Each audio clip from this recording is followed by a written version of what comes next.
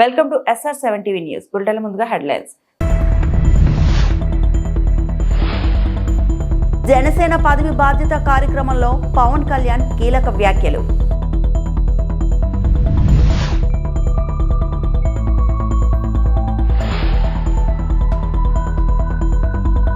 రాజధాని అమరావతికి భారీ నిధులు, మంత్రి నారాయణ.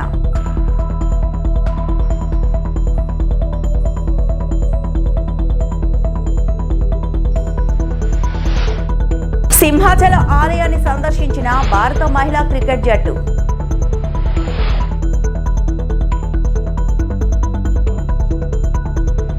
అమరావతిలో జరిగిన జనసేన పార్టీ పదవి బాధ్యత కార్యక్రమంలో డిప్యూటీ సీఎం, జనసేన అధినేత పవన్ కళ్యాణ్ పార్టీ నామినేటెడ్ వివిధ పార్టీ పదవుల్లో ఉన్న నాయకులతో విస్తృత స్థాయి సమావేశం నిర్వహించారు.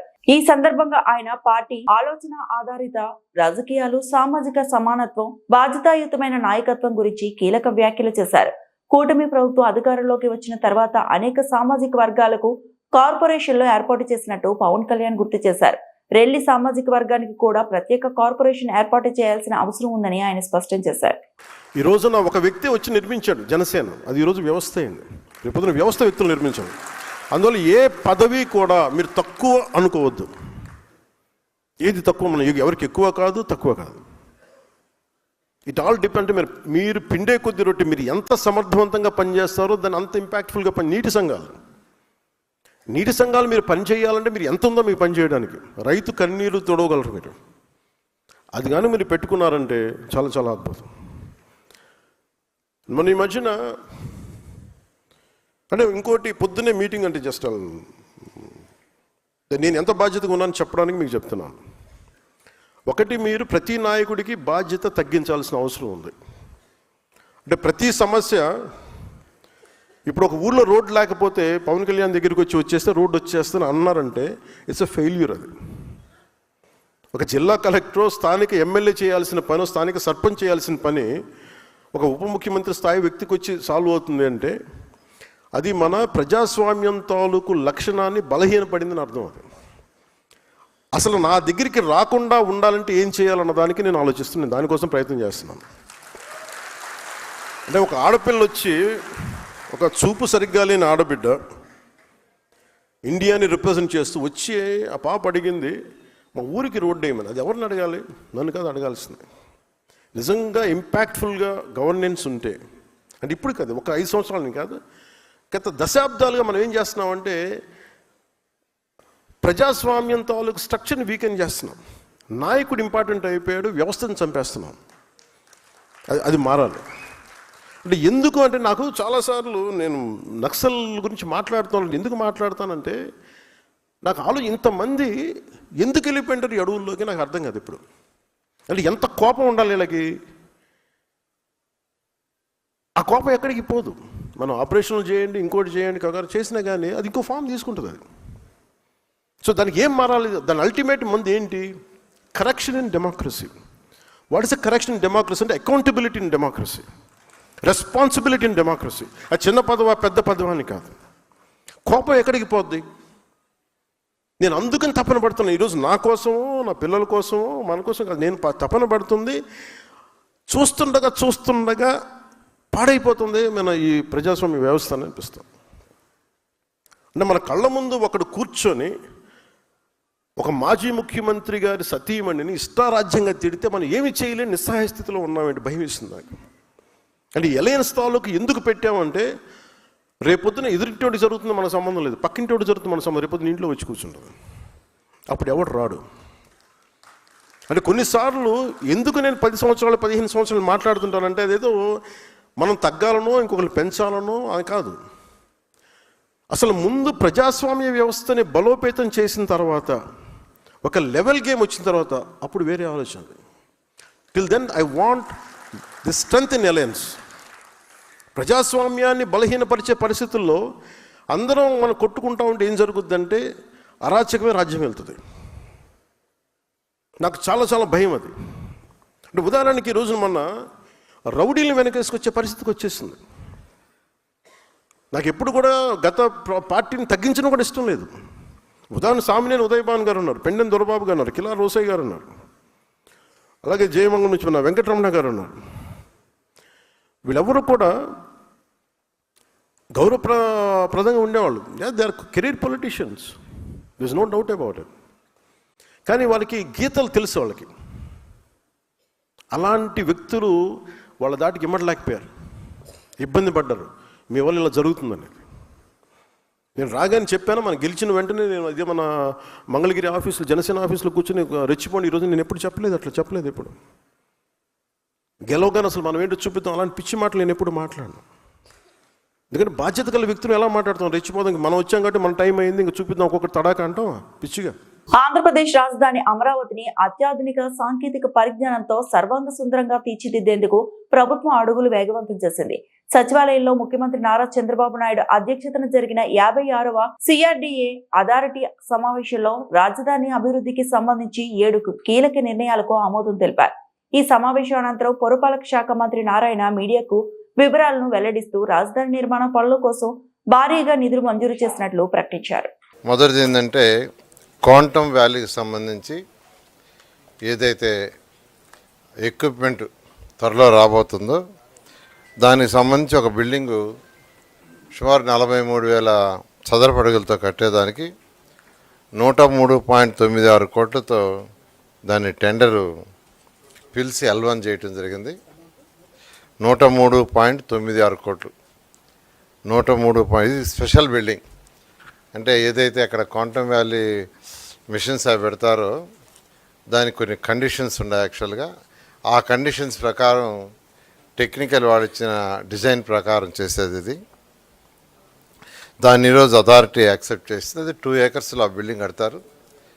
అంతేకాకుండా క్వాంటమ్ వ్యాలీలో ఏదైతే బిల్డింగ్స్ డిజైన్ చేశారో దాంట్లో 2 బిల్డింగ్స్ని ఇమీడియట్గా టేకప్ చేయమని ముఖ్యమంత్రి గారు ఆదేశించారు. ఒక 2 బిల్డింగ్స్ వెంటనే CRDA వాడు దాన్ని టేకప్ చేస్తారు. అదేవిధంగా IAS ఆఫీసర్ల యొక్క బంగళాలకు సంబంధించి కొంత ఇన్ఫ్రాస్ట్రక్చర్కి సంబంధించి, అంటే ఇంటర్నల్ ఇన్ఫ్రాస్ట్రక్చర్ దానికి సంబంధించి 115 యూనిట్లు, దానికి 105.52 crores యాక్చువల్గా ఈరోజు శాంక్షన్ చేయడం జరిగింది.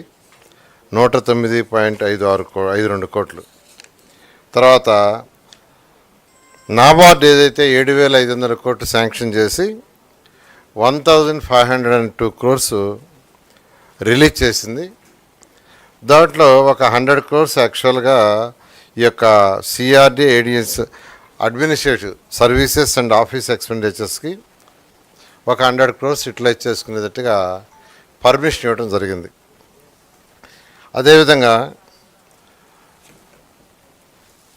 గ్రూప్ ఆఫ్ మినిస్టర్స్ మీట్ అయ్యి ల్యాండ్స్కి సంబంధించి ఈరోజు 3 డెసిషన్లు తీసుకున్నారు. ఒకటి, మినిస్ట్రీ ఆఫ్ ఆయుష్ వాళ్ళు ఒక ఆయుష్కి సంబంధించిన ఒక యూనివర్సిటీని యాక్చువల్గా ఎస్టాబ్లిష్ చేస్తారు. హాస్పిటల్ అది దానికి 23.127 ఎకరాలు శాఖమూరు విలేజ్లో ఇవ్వటం జరిగింది. అది 60 yearsకి 1 రూపీ లీజ్ కింద ఇవ్వటం జరిగింది. మినిస్ట్రీ ఆఫ్ ఆయుష్ వాళ్ళు దాదాపు 750 కోట్ల రూపాయలు ఖర్చు పెట్టి అక్కడ ఇండియాలో వన్ ఆఫ్ ది బెస్ట్ చేస్తామని వాళ్ళు చెప్పడం జరిగింది. దాని మీద ఈరోజు ఆ ల్యాండ్ ఇవ్వడం జరిగింది. భారత మహిళా అంతర్జాతీయ క్రికెట్ జట్టు సభ్యులైన స్మృతి మందాన, హర్మన్ ప్రీత్ కౌర్, షఫాలి వర్కా, రేణుకా సింగ్ ఈ రోజు సింహాచలంలోని ప్రసిద్ధ శ్రీ వరాహలక్ష్మీ నరసింహస్వామి ఆలయాన్ని సందర్శించారు. క్రీడాకారులు ప్రత్యేక ప్రార్థనలు చేసి పవిత్ర కప్ప స్తంభాన్ని ఆలింగనం చేసుకుని ఆలయ పూజారుల నుండి వేద ఆశీస్సులు పొందారు.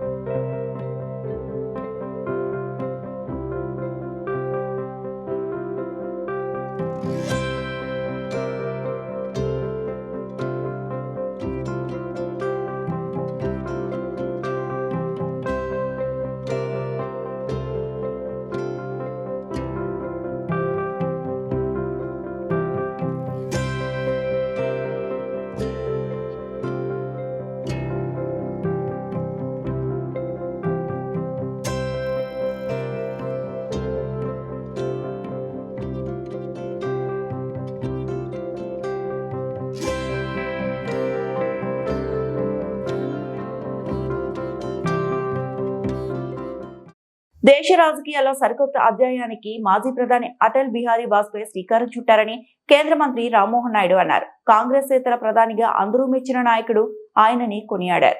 పశ్చిమ గోదావరి జిల్లా భీమవరంలో భాజపా ఆధ్వర్యంలో నిర్వహించిన అటల్ మోదీ సుపరిపాలన యాత్ర ర్యాలీలో రామ్మోహన్ పాల్గొన్నారు. అనంతరం నిర్వహించిన సభలో ఆయన మాట్లాడారు. చాలా ఆనందంగా ఉంది. మొన్ననే బాధపడ్డాను. 19వ తేదీన ఇదే రకమైన యాత్ర, ఇదే విగ్రహ ఆవిష్కరణ నా జిల్లా అయినటువంటి శ్రీకాకుళం జిల్లాలో ఏర్పాటు చేస్తే వాజ్పేయి గారికి నాకు ఉన్నటువంటి సంబంధం, ఎర్రన్నాయుడు గారి త్రూ వచ్చినటువంటి ఆ సంబంధం కానీ, అలాగే వాజ్పేయి గారిని ఒక యువ నాయకుడిగా స్ఫూర్తిగా తీసుకొని పనిచేసేటటువంటి విధానంలో నేను ఆ కార్యక్రమానికి అటెండ్ అవ్వలేకపోతున్నాను. ఎక్కడో మనసులో కొంత బాధ ఉండేది.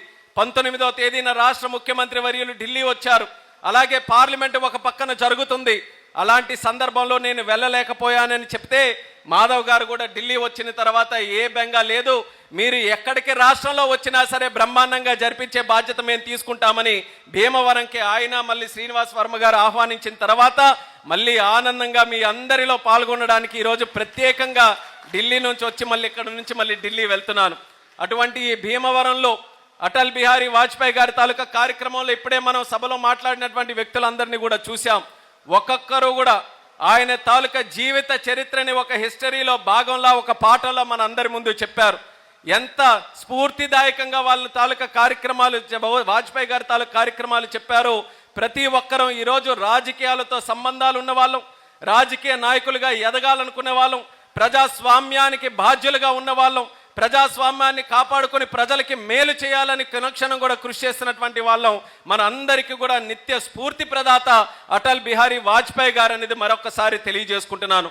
ఈరోజు మన భారత ప్రధానమంత్రి నరేంద్ర మోదీ గారి తాలూకా ఆధ్వర్యంలో భారతదేశం ప్రపంచంలోనే ఒక ఉన్నతమైనటువంటి దేశంగా ఈరోజు కీర్తించబడుతుంది. ఏ దేశాలకి వెళ్ళినా సరే ప్రతి ఒక్కరు కూడా మేము భారతదేశం నుంచి వచ్చామనంటే తలెత్తుకొని సెల్యూట్ చేసేటటువంటి పరిస్థితి ఈరోజు మన దేశానికి వచ్చిందనంటే దానికి కారణం నరేంద్ర మోదీ గారు అనేది కూడా తెలియజేస్తున్నాను.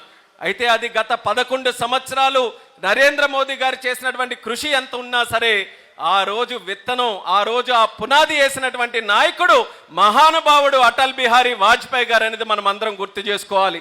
ఆయన కేవలం రాజకీయాల్లోనే నాయకుడు కాదు, ఒక రాజనీతిజ్ఞుడు.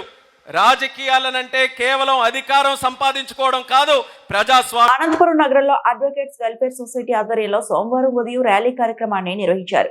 ఈ సందర్భంగా కూటమి ప్రభుత్వం అధికారంలోకి 18 నెలలు గడుస్తున్నా న్యాయవాదులకు అందిస్తామన్న 10,000 రూపాయలు ఇప్పటి వరకు అందించలేదని, దీంతో న్యాయవాదులపై కూటమి ప్రభుత్వం తీవ్ర నిర్లక్ష్యమైన వైఖరిని ప్రదర్శిస్తుందని వారు ఆవేదన వ్యక్తం చేశారు.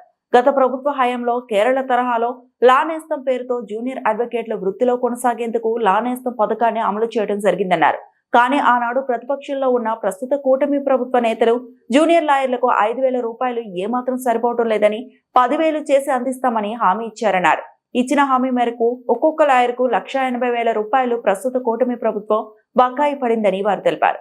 లా నేస్తం పథకాన్ని వెంటనే అమలు చేసి తమకు న్యాయం చేయాలని వారు డిమాండ్ చేస్తూ ర్యాలీ కార్యక్రమాన్ని నిర్వహించారు.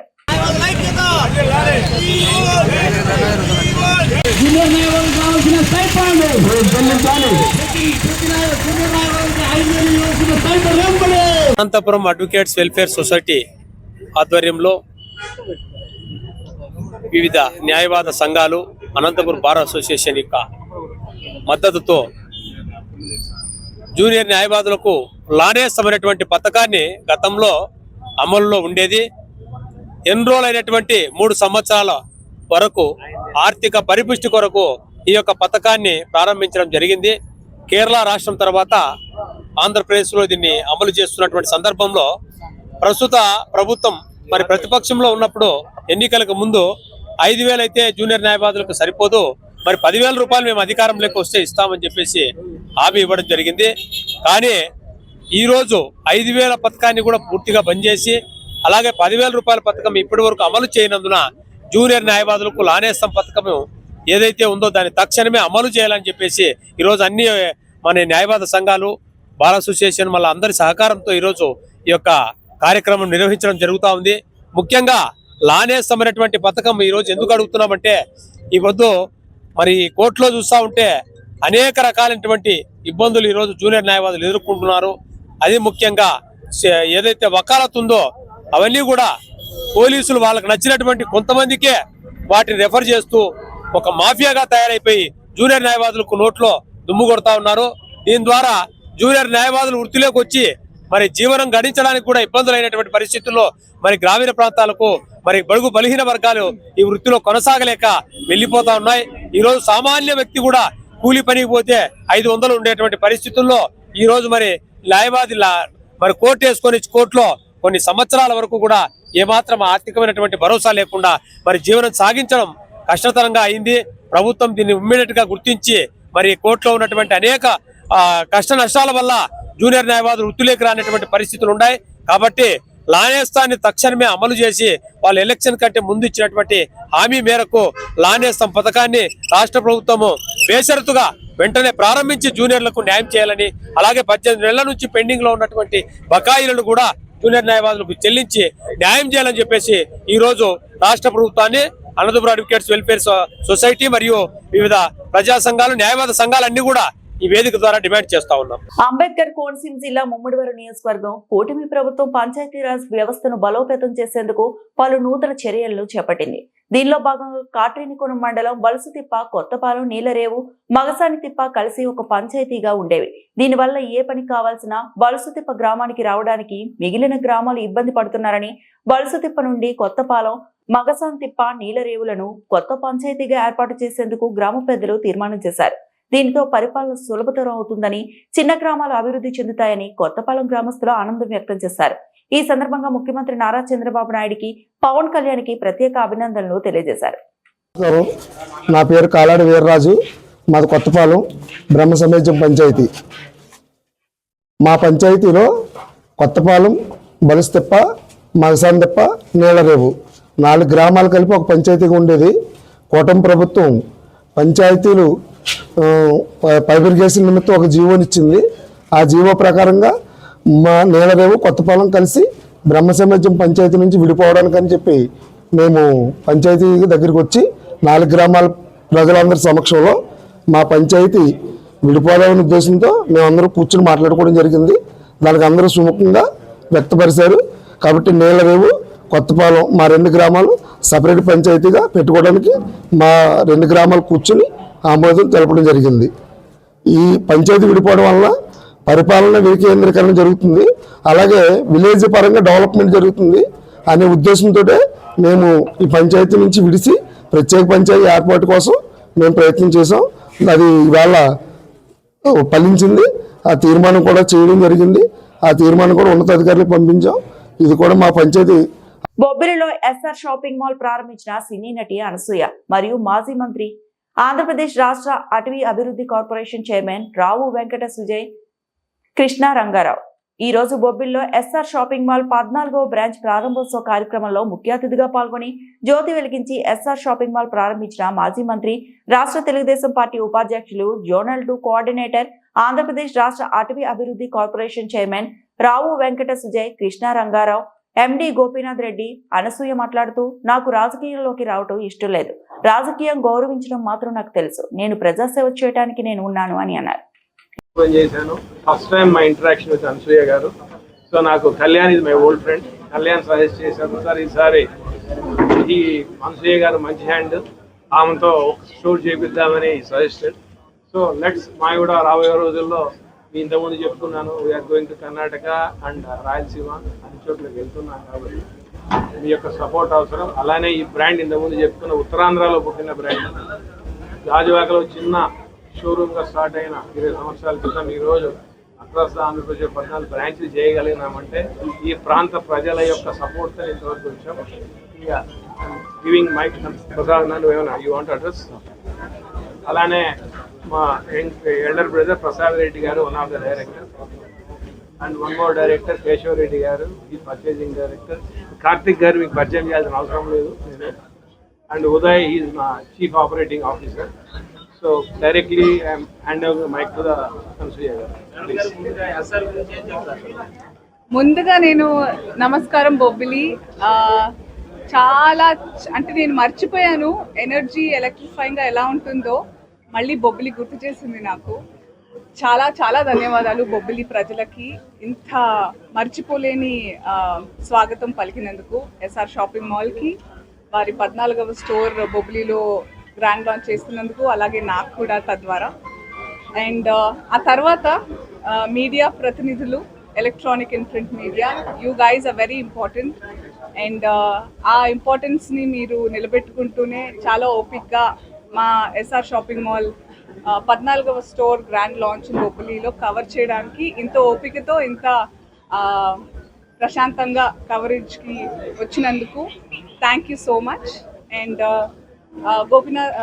గోపినాథ్ గారు చెప్పినట్టు this is my first association with SR shopping mall. But అంతకుముందు మీ అందరిలాగే నేను చాలా మంచి మాటలు విన్నాను ఎస్ఆర్ షాపింగ్ మాల్ గురించి. I was looking forward to the association. And మొత్తానికి ఎవరైనా పిలిపించుకోవాలి అంటారు, సో ఆ రకంగా జరిగింది. Thank you for making me part of your journey sir. And congratulations Prasad గారు అండ్ గోపినాథ్ గారు అండ్ కేశవ్ గారు, ఆల్సో ఉదయ్ గారు and Karthik garu. Thank you for joining us today. And SR shopping mall మన బొబ్బిలికి ఎలాంటి ప్రత్యేకతతో వచ్చింది అనే విషయం మాట్లాడుకుంటే, ప్రతి ఫ్లోర్కి there are opening offers. And SR shopping mall already వస్త్ర రారాజు అనే బిరుదు పొందిన మేనేజ్మెంట్. ఆ రకంగా మన బొబ్బిలికి అందుబాటు ధరల్లో జేబులు కాలిపోయేలా ఉండేలాంటి ప్రైజెస్ లేకుండా చాలా హ్యాపీగా షాపింగ్ బ్యాగ్స్తో తిరగలడానికి అలాంటి కలెక్షన్స్, అలాంటి latest fashionable clothes for everybody in your family, చిన్న నుంచి పెద్ద వరకు. రాబోయే క్రిస్మస్, మరో 3 రోజుల్లో క్రిస్మస్ ఉంది, తర్వాత న్యూ ఇయర్ ఉంది, తర్వాత మన సంక్రాంతి పండుగ, హోలీ, ఇంకా మనకి పండుగలకి మనం సెలబ్రేట్ చేసుకోవడానికి రోజులు లెక్క పెట్టుకోవాల్సిన అవసరం లేనంత మన సెలబ్రేషన్స్ ఉంటాయి. So please make sure you make SR shopping mall a part of your celebrations this year and years to come by. బొబ్బిలిలోని ప్రజలకి, అలాగే చుట్టుపక్కల ప్రాంత వాసులందరూ కూడా ఇదే మా ఆహ్వానం. ప్లీజ్ టు కమ్ కుటుంబ సమేతంగా. రానున్న ఫెస్టివల్ సీజన్కి మన ఎస్ఆర్ షాపింగ్ మాల్లోని ప్రతి ఫ్లోర్లో ఉండే ఆఫర్స్ని సద్వినియోగం చేసుకోవాల్సిందిగా ఇదే మా ఆహ్వానం. Thank you so much once again. కాకపోతే 2026లో తప్పకుండా, నాకు తెలుసు పుష్ప తర్వాత అందరూ నా presence on big screen miss అవుతున్నారు, కానీ నాకున్న టార్గెట్ ఒకటే, నన్ను నమ్ముకుని రైటర్స్ ఏం రాసినా, డైరెక్టర్స్ ఏదైనా అనుకున్నా, ప్రజలు థియేటర్కి టికెట్స్ పెట్టి కొన్నా, అది నా వంతు పైసా వసూల్ అపియరెన్స్ ఉండాలి, పర్ఫార్మెన్స్ ఉండాలని నేను ఎప్పుడు అనుకుంటా. ఏదో అలా రాలేను. ట్రై చేశాను కొన్ని సినిమాలు, బట్ అస్సలు నచ్చలేదు నాకు. ఎందుకంటే ఎవరన్నా ఒక్కళ్ళు కూడా అనసూయ అంత బాగాలేదు అని అనిపించుకుంటే నాకు నిద్ర రాదనమాట. సో ఆచితూచి అడిగేస్తాను. 2026లో డెఫినెట్గా అట్లీస్ట్ 3 ఫిల్మ్స్ రిలీజ్ అయ్యేలా ప్లాన్ చేసుకుంటున్నాను. అండ్ మీరందరూ నన్ను ఎలా అయితే ఆదరించారో, పేరుతో కాకుండా క్యారెక్టర్తో పిలుస్తూ ఉంటారు ఎక్కడికి వెళ్ళినా, సో అదే నా target. So I hope I will make you proud this year to. చెప్పలేను. ఒకటైతే ఆల్రెడీ మొన్ననే ముహూర్తం అయింది, 16 రోజుల పండుగ అని. చాలా beautiful cinema. Some times cinema చాలా బాగుంటే అందులో భాగం అవ్వాలని కూడా నాకు ఉంటుంది. అలాంటి సినిమా అది. Maybe my character won't stand out, but ఉన్నంతలో నేను డెఫినెట్గా ఒక మార్క్ వదిలేలా చూసుకుంటాను. But it's a beautiful film. కుటుంబ సమేతంగా, అంటే అప్పుడు కృష్ణవంశీ గారు, రాఘవేంద్రరావు గారు అలాంటి సినిమాలు వచ్చేవి చక్కగా అందరం కలిసి. అలాంటి సినిమా ఇది. చాలా రోజులైంది వచ్చి. రియాలిటీ, రఫ్ అండ్ టఫ్ సినిమాలు వచ్చే తరుణంలో ఇది కొంచెం మనందరికీ హాయిగా ఉంటుందని నేను అనుకున్నా. So that is 1 film. మిగతా 2 సినిమాలు చెప్పలేను ఇప్పుడు అప్పుడే. Yeah sir.